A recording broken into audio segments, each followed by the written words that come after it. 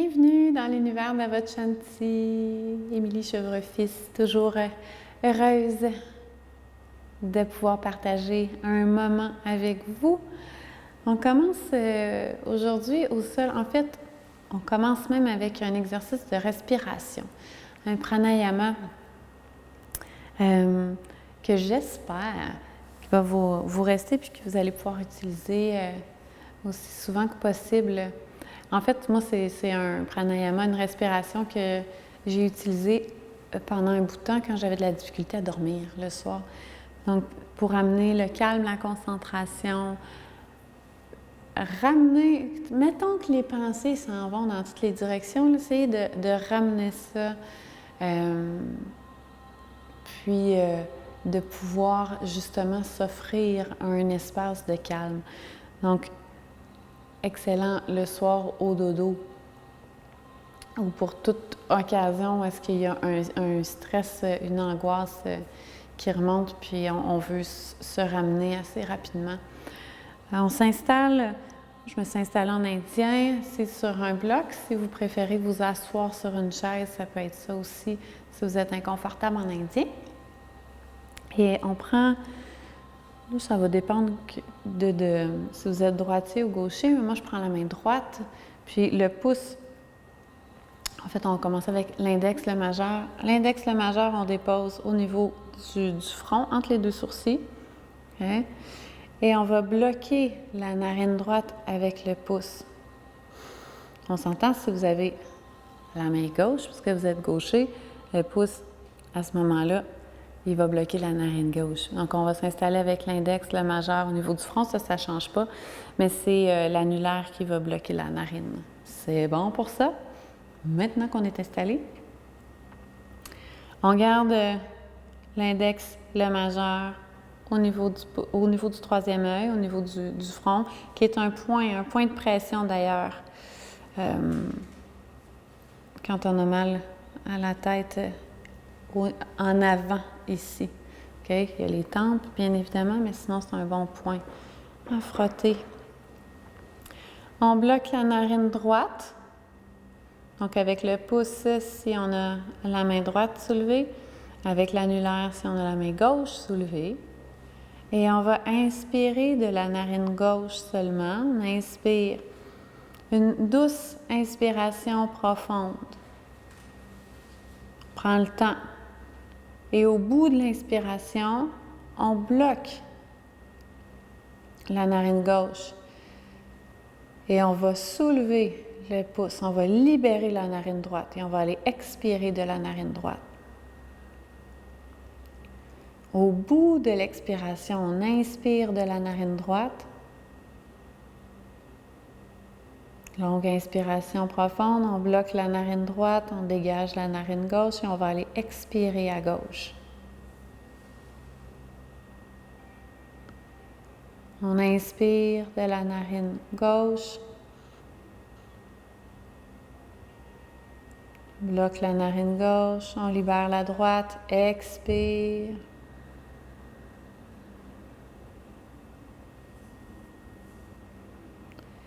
On inspire de la droite, bloque la narine droite, on dégage la gauche, expire à gauche.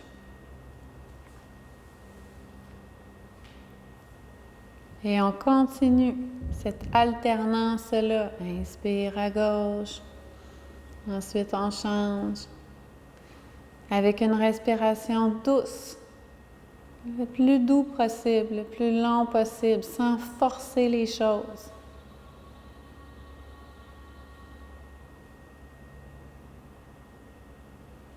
On visualise qu'à chaque inspiration, on inspire une lumière de calme, de douceur.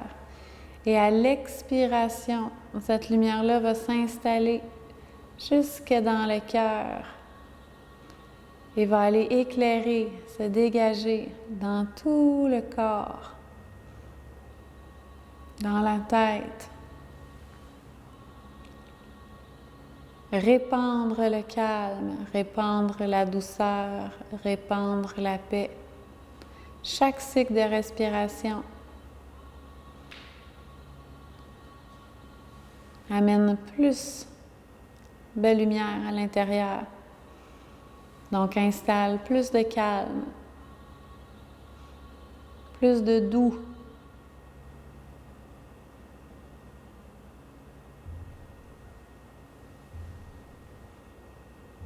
Si on a de la difficulté à respirer avec une des deux narines, on va simplement respirer avec la narine qui est disponible. Le corps va se balancer de toute façon. En Adi Shodhana, la respiration alternée. On amène l'équilibre, l'harmonie entre le côté lunaire, le côté solaire.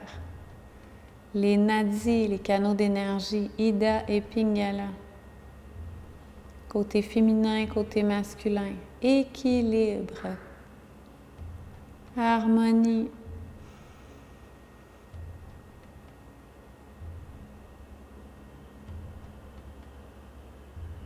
Et on poursuit.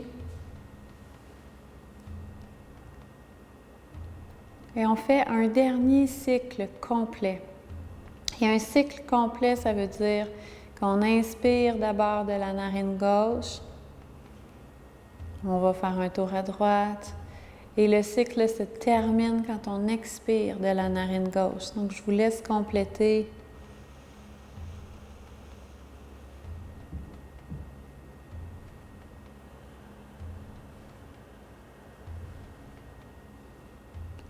Prochaine fois qu'on expire de la narine gauche, on va déposer la main sur la cuisse.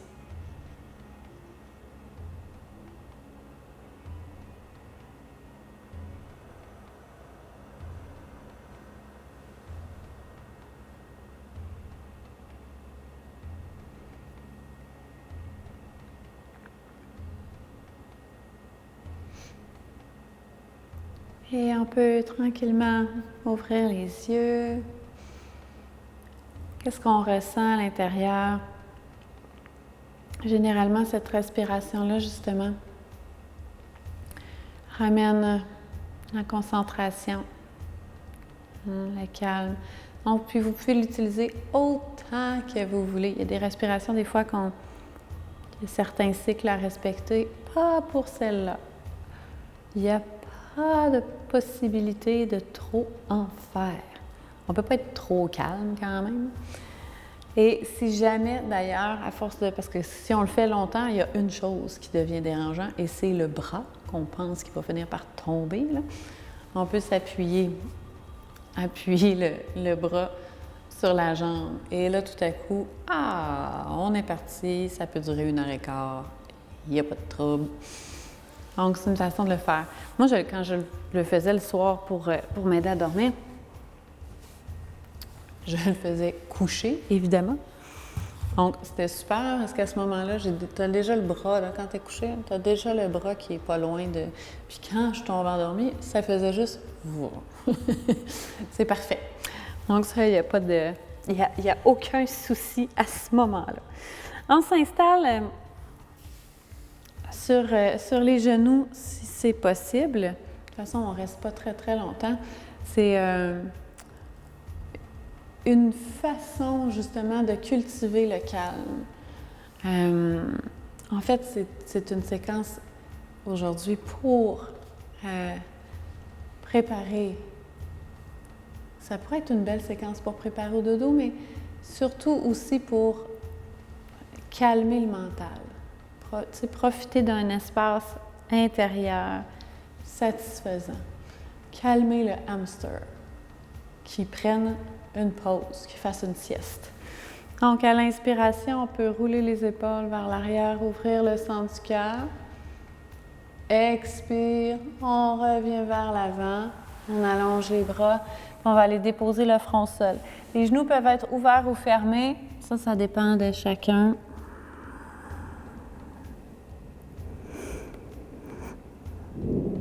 Et on inspire, on remonte. Si on est inconfortable sur les genoux et on a besoin de monter un petit peu, on va le faire.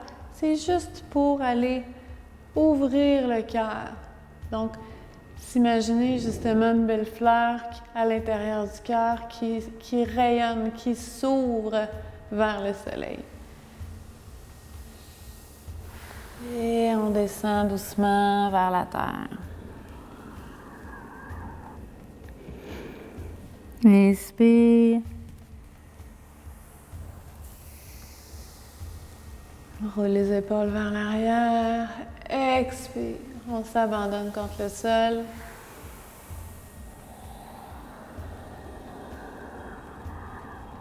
Dernière fois. Inspire.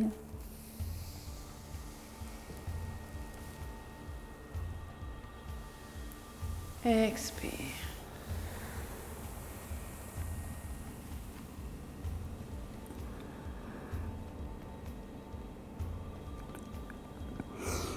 Et on remonte à la quatre pattes.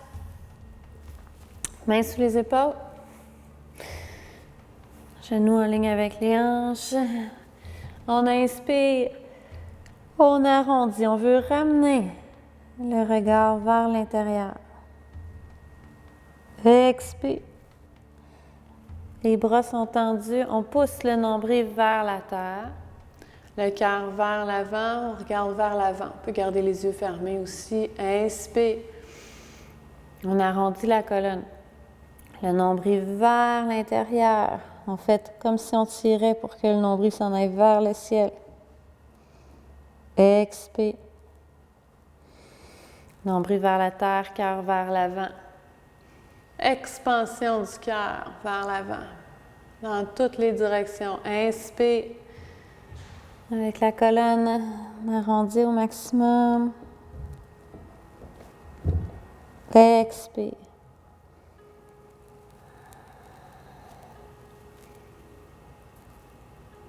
Et on relâche. Et on va sortir le petit pied droit. Je vais me tourner de côté juste pour ce côté-là parce que je préfère vous voir. Je trouve ça plus sympathique d'ailleurs quand vous me voyez aussi. On va sortir le pied à l'extérieur du tapis. Le pied droit. OK? On allonge la jambe gauche. La main droite sous l'épaule. Et d'ailleurs, là, moi, ma main est à plat, mais si les poignets sont sensibles, on peut être sur le poing. On pourrait prendre un bloc aussi, parce que c'est plus mou pour la main, c'est mieux pour le poignet. Donc, toutes ces options-là sont bonnes. Et on amène la main gauche au cœur. On inspire. On pousse avec le coude vers le ciel. On peut regarder vers le ciel. Et on maintient, ou bien si on a besoin de prendre des pauses, si on a tendance à crisper dans la posture, expire, on ramène le regard vers la terre. Inspire, on ouvre, on peut pousser avec le coude vers l'avant, donc on va ouvrir le côté, ouverture latérale. Expire, on revient. On peut poursuivre de cette façon-là, surtout si l'épaule est sensible, puis sinon, on peut allonger le bras vers le ciel. On inspire. À l'expiration, on ramène le bras. Tourne la paume de main vers la terre. On garde le regard vers le ciel, ouverture latérale. Du côté gauche, on maintient. Et on respire. On pousse les hanches vers l'avant. On ne veut pas s'écraser dans la posture. Encore 2. 1. Et on revient doucement avec la main gauche au sol. Ramène le genou gauche. On ramène le petit pied. Et on va faire la même chose de l'autre côté. OK. Pied gauche à l'extérieur. On allonge la jambe droite. On amène la main droite au cœur. Inspire. On pousse avec le coude, expire vers l'ouverture. Donc, on peut aller chercher l'ouverture latérale sans nécessairement avoir à allonger le bras au complet. On joue avec le coude. Ici. Ici. Et on garde la main. On protège l'épaule en gardant la main vers le cœur. C'est bon? Sinon, inspire. Expire. Paume de main vers la terre. Le bras, là, il n'est pas tendu. C'est justement, on a juste besoin de l'espace jusqu'au coude pour ouvrir. Le reste, là, c'est détendu. Petit bras mou. Et on respire. On peut être sur la main gauche ou on peut être sur le poing au sol.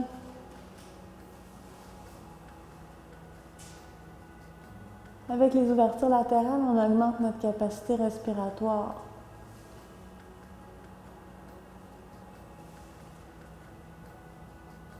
Encore pour 2.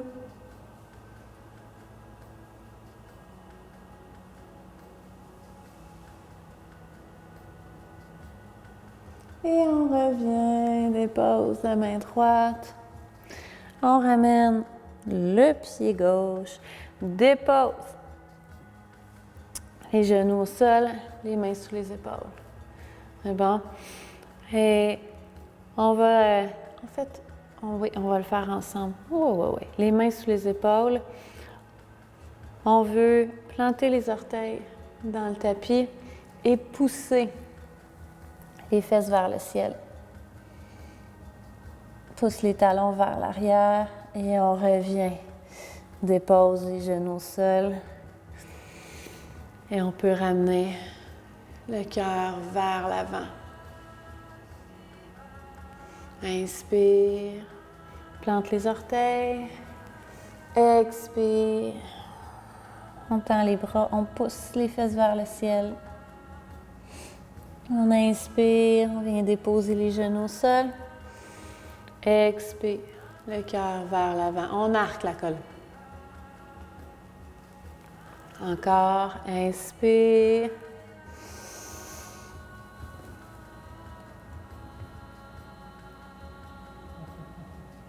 On expire dans la posture et on vient inspirer, genoux au sol et expire.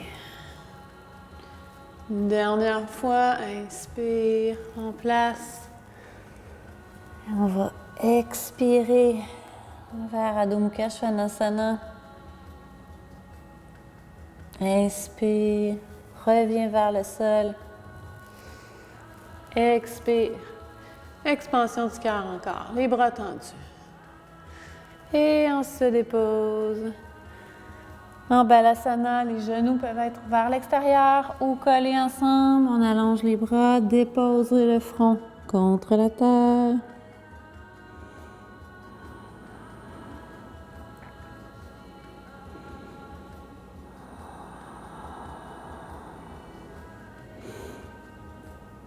Et on déroule, on remonte, inspire. Jusqu'à expirer, ouvrir le cœur. Je donne toujours la possibilité d'aller chercher les mains derrière pour une plus grande ouverture du cœur. Et on laisse aller. Et on va profiter du temps qui nous reste pour aller sur le dos. Petite vague lunaire où on explore d'abord Setu Bandhasana. Il y a plusieurs kramas différents pour Setu Bandhasana. Setu Bandhasana, c'est le pont, mais le pont ne veut pas nécessairement dire le pont qu'on faisait au primaire dans notre jeunesse. Il y a plein d'autres possibilités qui sont excellentes dans les exercices de gainage, justement. D'ailleurs, parlons du bas du dos. On a souvent mal dans le bas du dos. Et si le dos est sensible, c'est parce qu'on manque de force au niveau des abdos, donc au niveau de l'avant. Il faut renforcer l'avant pour aider notre dos. Okay? Et les pieds près des fesses, les genoux à la largeur des hanches, on allonge les bras. On va commencer avec le premier krama pour tout le monde. On inspire, soulève les hanches, on soulève les bras et on va déposer les mains au sol. On pousse les fesses. En fait, le coccyx s'en va en direction des genoux, sans forcer pour aller vers le cambré arrière. Okay? Les fessiers sont engagés. On sent les ischios à l'arrière des cuisses. Et on ramène. On dépose une vertèbre à la fois. Puis on va déposer les hanches en même temps qu'on dépose les mains au sol. Et on reprend. La nuque est bien allongée. Je sais que c'est tentant de regarder sur le côté ce qui se passe, mais une fois qu'on a commencé, on regarde vers le ciel, on ne bouge plus à droite puis à gauche avec la tête. On allonge bien la nuque, le menton vers le sternum. Inspire. On peut suivre la respiration. Inspirez, montez les hanches. Expirez, revenir. Ou s'il y en a qui préfèrent maintenir un peu plus longtemps et revenir à une ou deux expirations plus tard, on peut le faire aussi. Inspire. Donc, soit on revient à l'expiration, soit on maintient. Contracte les fesses.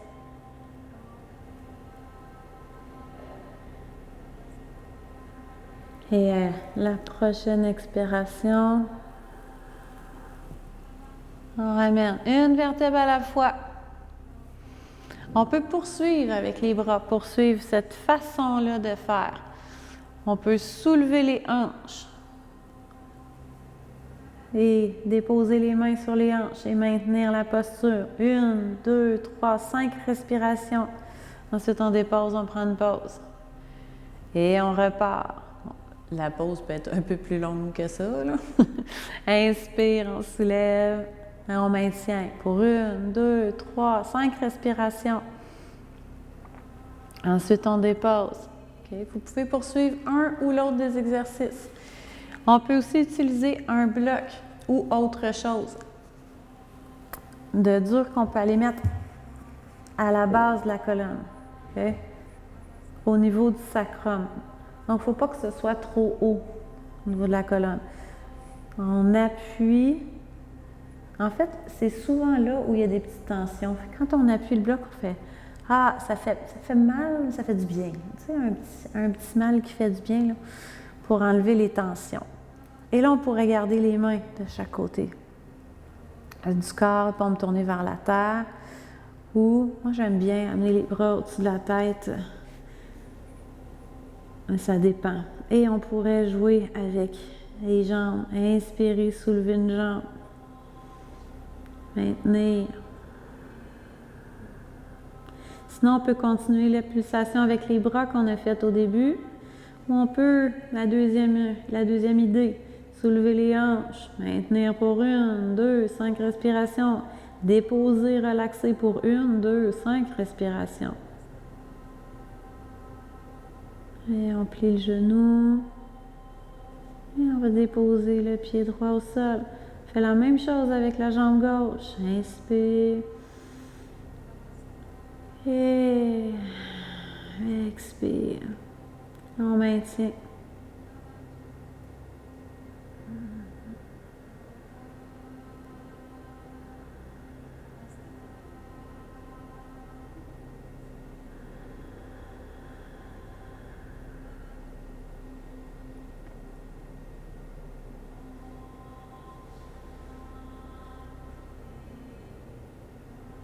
On plie le genou ou on continue nos pulsations, on va se rejoindre bientôt. Peu importe le choix qu'on a fait, on dépose pied gauche. Donc ça aussi, on peut jouer avec, dans cette posture-là, on peut jouer longtemps une jambe, ou même deux jambes, et allonger vers l'inversion. Et là, si on était encore en train de faire des pulsations avec les bras ou de soulever les hanches, on peut ramener les genoux à la poitrine et allonger les jambes vers le ciel. Qu'on ait un bloc ou pas, l'inversion est magnifique pour les jambes lourdes, pour les jambes fatiguées. On peut croiser les jambes si on veut ou garder les jambes une à côté de l'autre. Quand on croise, encore une fois, c'est d'aller chercher l'équilibre. Les nadis, les canaux d'énergie dans le corps, quelques respirations avec une jambe en avant, puis après ça on switch.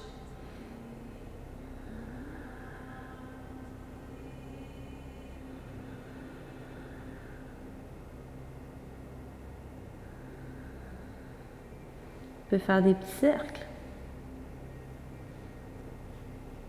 Ça donne un petit massage justement au niveau du bas du dos. On peut plier une jambe, allonger l'autre. On peut jouer avec Posture, on peut aller vers l'ouverture.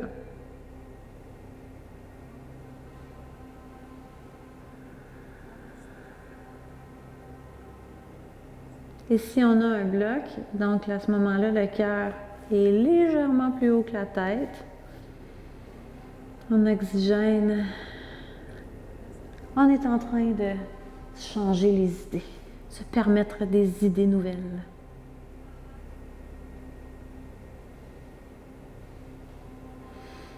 Et on ramène doucement. Dépose les pieds au sol. Si on a un bloc, on va prendre le temps de l'enlever. On ramène les genoux à la poitrine. On tire les genoux vers soi.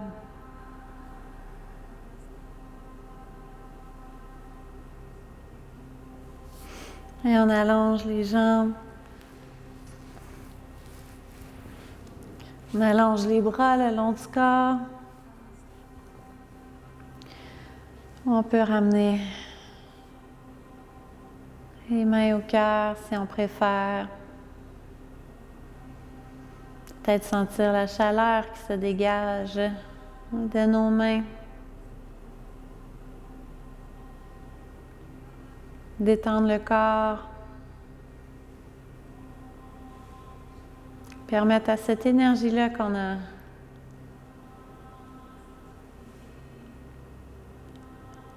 a réveillée de circuler partout à l'intérieur du corps, dans chacune des cellules.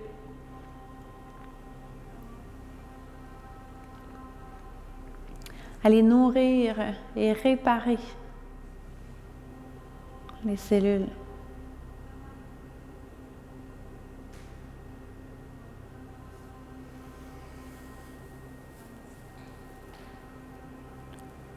Et on maintient la belle posture de Shavasana. Et on laisse le corps se reposer encore quelques instants dans l'immobilité la plus totale, ou du moins qu'on soit capable de s'offrir. Ça, c'est difficile d'être en immobilité totale. Et moi, j'en profite pour vous dire que bien qu'on puisse accompagner les gens dans la vie, qu'on puisse être à leur côté, on ne peut pas sauver personne. On sauve soi-même, puis c'est déjà une belle grosse job. Donc des fois, on a tendance à vouloir prendre la douleur, la tristesse des autres sur soi. Ce n'est pas de rendre service que de faire ça. Ce qu'on peut offrir, c'est notre compassion, notre empathie, notre présence et notre écoute. Je vous dis namasté de mon cœur au vôtre et à votre shanti, à votre paix intérieure, jusqu'à notre prochaine rencontre. À bientôt!